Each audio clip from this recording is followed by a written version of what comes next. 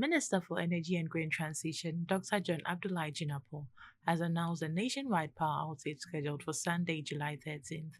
The disruption, he explained, is due to planned maintenance by gas supplier ENI, which will temporarily shut down its valves to allow for critical rehabilitation works.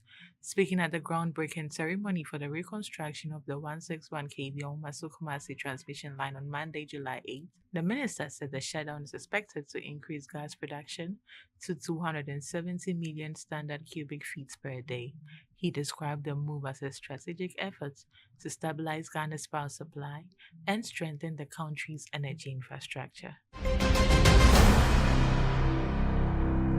The Minister for Energy and Green Transition, Dr. John Abdullahi Jinapor, has inaugurated a new board of directors for the Ghana National Petroleum Corporation, charging them to reposition the corporation for a more sustainable and productive future. Describing GNPC as a critical national asset, the minister called for visionary leadership and strategic oversights to drive growth, ensure energy security, and support the government's expansion plans through GNPC's subsidiary, Explorco. He revealed plans to review the GNPC Act, originally passed in 1983, to align with current industry realities. Board Chairman Professor Joseph Otinye thanked President John Dramani Mahama for the confidence reposed in the team and pledged a results-driven approach. He assured the minister of the board's readiness to collaborate with stakeholders in tackling their sector's challenges. Other members of the board include Acting CEO Mr. Kwame Ntowamwa, MPs Hajia Zuwira Ibrahim and Saidwal Hassan Alajo, as well as lawyer Kwame Jantwa, Mr. Mauto Agbavito, and Mr. Adani Yakubu Abdullahi.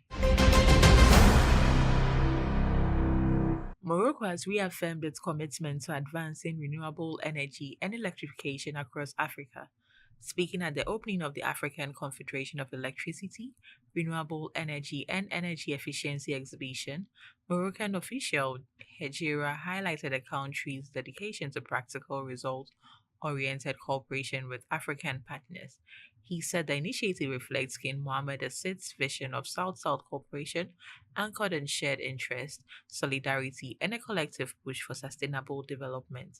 On the continent's energy future, Hejira described universal electricity access as an urgent priority, stressing that energy is not only essential to daily life, but also a cornerstone of economic transformation. He emphasized that Africa has the natural and technical capacity to achieve self-sufficiency and even generate surplus for export, positioning energy as a pillar of national sovereignty and long-term growth. The European Commission has proposed a major update to the EU climate law, setting a new target of a 90% reduction in net greenhouse gas emissions by 2040, relative to 1990 levels. The draft emphasizes a technology-neutral approach to decarbonization, recognizing the need for a wide range of energy solutions, renewables, nuclear, carbon capture and storage, carbon capture and utilization, and carbon removals to transform the EU energy system. From 2036, the proposal allows member states to use international carbon credits, enabling them to offset emissions by investing in climate projects in developing countries. It also introduces incentives for permanent carbon removals within the EU, particularly to address emissions from hard to decarbonize sectors.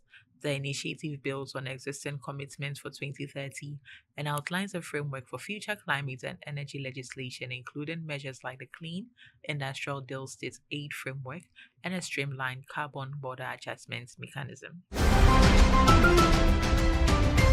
Energy Brief is proudly brought to you by Airport Fee Hotel. Energy Ghana, local in focus, global in perspective.